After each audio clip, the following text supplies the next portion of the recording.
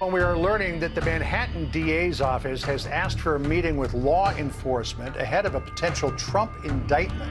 This is coming to Fox News from a source in the courts. The meeting, which was requested yesterday and has not been set yet, is to discuss logistics for sometime next week, which would mean that they are anticipating an indictment next week. Same sources familiar with the planning said they will go over security preparations in and around the courthouse in Lower Manhattan. Secret Service will take the lead in what they will allow or will not allow. The source cautioned, mentioning, for instance, that the decision to handcuff the president, the former president, or not, they will set the tone and will escort him into the courtroom.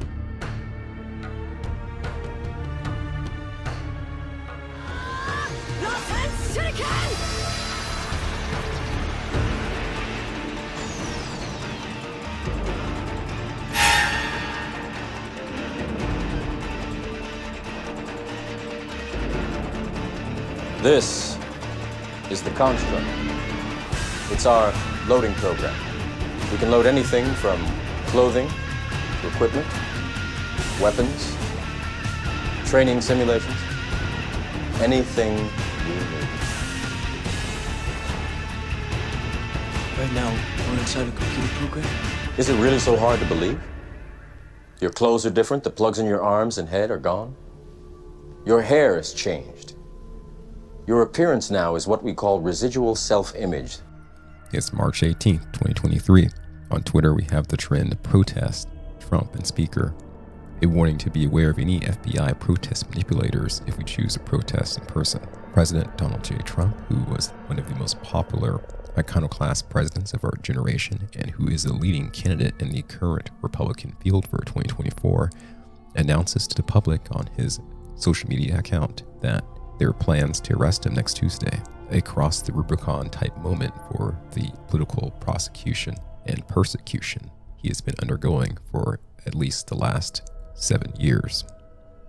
So the Manhattan DA's office is pursuing an indictment against the former sitting president because of an alleged $130,000 payment to Stormy Daniels. Attention is being made to potential violations, including falsification of business records and unlawful campaign contributions, among others. Manhattan DA Alvin Bragg seeks to elevate a simple misdemeanor charge to a felony if it can be shown that Trump violated New York State election law. The pin thread to the needlepoint is the idea that a hush payment to Stormy Daniels could be considered an improper donation to the Trump campaign under the theory that silencing Daniels benefited his candidacy. A recent Washington Post article reveals there may have been some pressure to take action against Trump put on DA Alvin Bragg. The article notes that a memo had been released outlining a strategy for prosecuting crimes in New York City, receiving much criticism.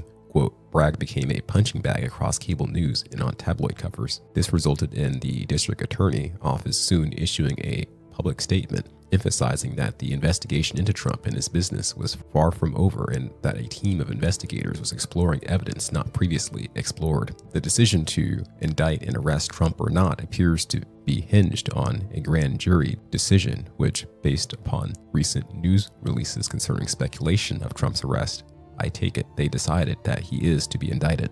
It should be known that Alvin Bragg successfully convicted Trump's namesake business for tax crimes just last year. During a guilty plea for Michael Cohen, former Trump attorney and confidant, Cohen claimed that he acted in Trump's direction and described the payment to Daniels as intended to influence the 2016 selection by keeping the woman from sharing her story publicly. Cohen also pled guilty to lying to Congress. A Twitter user mentioned that NBC News reached out to all agencies for comment. However, all declined to comment on the matter.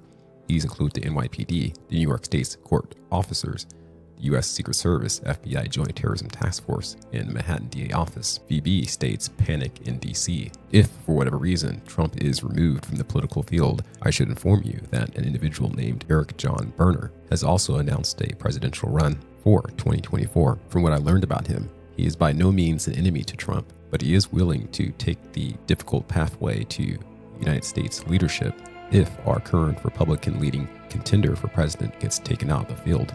My coming to understand who this individual is rests largely on a coincidental occurrence where I was covering this contender's social media profile long before he chose to run for president.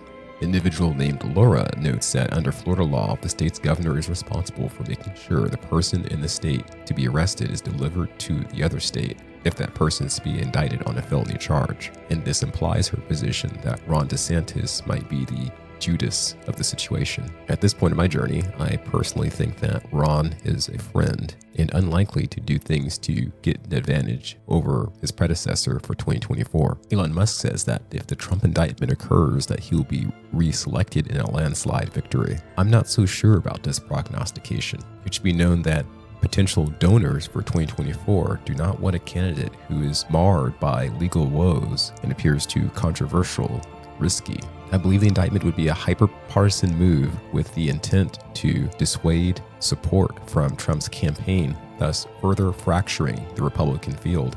If solidarity remains behind Biden during this phase, it will ensure a victory for 2024. At this time, I believe our focus should be on continuing to expose the political deceptions that occur, as well as to focus on social parallelism and the erection of non-woke structures and backup fail-safe plans for the numerous schemes that are going to be lodged against conservatives in the U.S. It's important to be level-headed and to plan carefully rather than become overheated with emotion, because that is what they want. Out of such chaos, a fixed, tilted, biased order is created that results in less freedom and less individual autonomy.